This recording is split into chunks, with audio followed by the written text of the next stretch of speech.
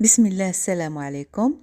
نحضروا فطيرة التفاح طريقة سهلة ومبسطة، وكنبداو بحشوة التفاح. كنحتاجو 6 ديال التفاحات متوسطين، كنوجدو نص حامضة، كنقشروهم، تنحطوها في واحد الاناء، كنعصروها، كنستعملوا العصير ديالنا، كنخليها كما هي وكنزيد عليها شويه ديال الماء. المهم تنقشر التفاح وكنحطو في الماء ديال الحامض، وكنقطعو قطع صغيره.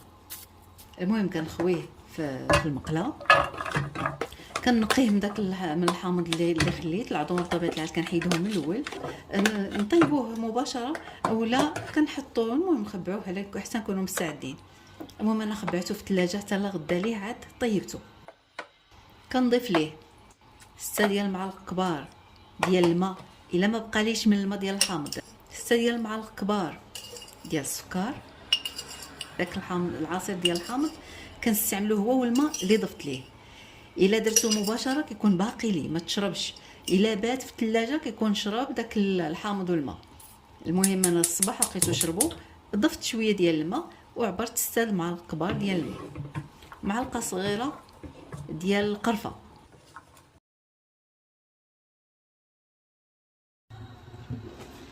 المهم تنحطو، كتشوفوا ها هو غلا، كنضيف معلقه كبيره ديال الزبده، كنحرك وكنخليه، كنراقبوه مره. كندير له التوقيت تقريبا خدا مني شي 20 دقيقه. انا كندير تقريبا ما بين 20 و 25 مع المراقبه دائما. المهم خدا مني 20 دقيقه. المهم ها هو وجد كي كتشوفوا معايا. ان شاء الله تجربوا الطريقه، راه سهله بزاف، كتنفع بزاف في الباي ديال التفاح او حتى في الفطائر اللي كيكونوا معمرين. المهم اي فطيره هكايا حلوه كنعمروها بالتفاح كتجي رائعه. المهم تشوفوا معايا. كان غادي نحضر بها فطيره ديال التفاح اللي هي ابل باي. صافي كنخليوه يبرد ونستعملوه.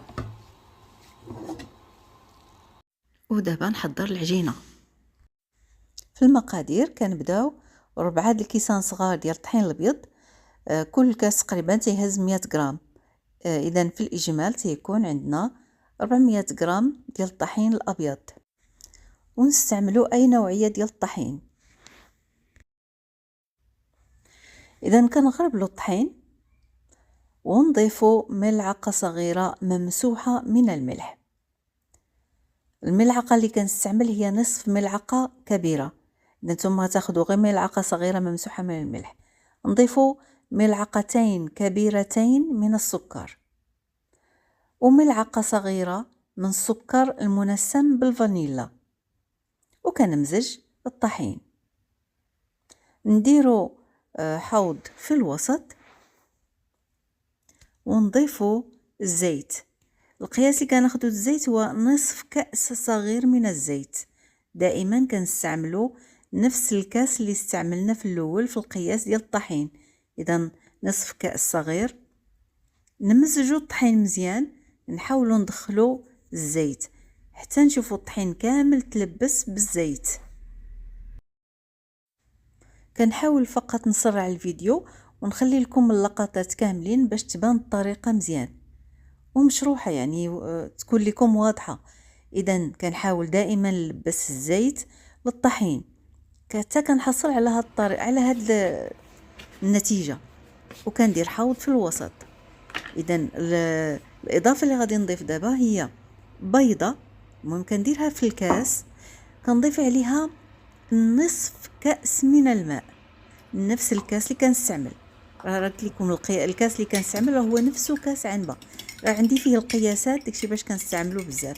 اذا خديت بيضه مع نصف كأس من الماء وكنمزج مزيان ونضيفه في الوسط.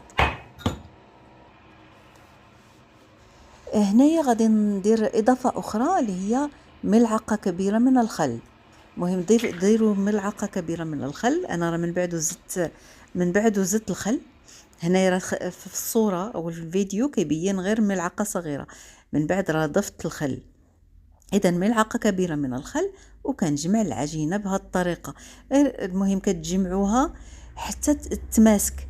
هي راه ما غاديش تجي يعني عجينه نقولوا لينه، كتبان كانها صلبه. المهم تحاولوا تجمعوها بشويه بشويه حتى كتلم، ومن بعد كتصديوها في شي كيس بلاستيكي وكتخليوها ترتاح باش كتطلق ما حدها كترتاح ما حدها كتطلق. ملي كتطلق عاد كيجينا سهل اننا نبسطوها.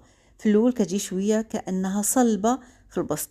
راه التسريع ديال الفيديو هو اللي كيعطي يعني كيعطي صوره كأن العجينه رطبه، هي راها ماشي رطبه، فقط انا سرعت الفيديو. المهم نتوما ملي تجيكم قاصحه كتخليوها كترتاح وتعاودوا تجمعوها. دابا كنخليها كترتاح يعني للمره الاخيره، ومن بعد كندير شويه ديال الطحين على سطح العمل وكنبسط. المهم ملي كنجي نبسطها كنحس بان العجينه صلبه، كتمشيو معها غير بشويه بشويه. المهم تبسطوها مره كتخليوها كترتاح باش تعطيكم الطوع من بعد. المهم ملي كتحسوا بها بانها ما قداش تزيد انها تبسط اكثر، غطيوها باي بلاستيك وخليوها ترتاح، ومن بعد رجعوا ليها غير دقيقه 2 دقائق، يعني ما غاديش تعطلوا عليها بزاف، وترجعوا ثاني تبسطوها حتى تحصلوا على بحال هكايا 2 ملم. المهم كتكون رقيقه، ما تخليوهاش غليظه. الا خليتوا العجينه غليظه ملي تجي طيب غادي تجي المهم طبقه ديال العجينه كثيره. المهم كتشوفوا الطريقه باش كنبسط، ومن بعد غادي نوريكم كيفاش غادي تجي بالضبط. المهم تاخذوا القياس فاش غادي طيبوه صافي، وكتعبروا كديروا شويه زيت على الحاشيه، يعني كديروا الحاشيه لان القالب اللي غادي تحطوه فيه كتديروه بحساب القياس ديالو. اللي بقى لي العجينه كنجمعو على جنب، لان من بعد حتى هو غادي نبسطو باش غادي ندير الوجه. صافي كتحطوه في القالب وكتحاولوا تضغطوا على الجناب. صافي تاخذوا القياس مزيان صافي، وكنبقاو نثبتوا الحواشي كيف كتشوفوا في الطريقه. المهم الفيديو راه شارح راسو، غير مسرع الفيديو باش تبقى جميع اللقطات، يعني ما بغيتش نحيد بحال اللي نقص لكم المراحل وتقدم ما تكونش واضحه. المهم بهذه الطريقه كتبان مشروحه اكثر. المهم كتشوفوا كيف قديت الحواشي، ومن بعد حيدت الزوائد، اي حاجه زايده حيدتها وكنرجعها للكميه اللي كنت خبعت من قبل. هنا غنحتاجها من بعد باش نبسطها ونصايب الوجه. اول حاجه باش نحط الحجوه ديال التفاح كنحط شويه ديال المربى، اي نوع مربى عندكم. المهم كنفرش هذا نقولوا الوجه ديال العجينه الاول، وعاد تنحط الحشوه ديال التفاح. المهم كنعمرها مزيان وكنحاول نثبتها كيف كتشوفوا دائما، وكنحطها في الثلاجه. كناخذ العجينه اللي شاط لي كامله كنحاول نبسطها بلا ما نعجنها. كيف شفتوا غير طويت داك العجينه اللي شاطت كنطويها على بعضياتها باش كنبقى محافظه على التوريق ديال العجينه. المهم الطريقه كتشوفوها راه سهله وبسيطه. كتكون العجينه طلقات شويه راسها ملي كنت مغطيها بالبلاستيك. المهم كنحاول نبسطها دائما، كنحافظ على نفس السمك تقريبا 2 ملم. وكان الى هذا الحواشي بانوا لي ماشي هما هادو كنحاول نحيد من هنا ونلصق من هنا غير بشويه وكنبسط.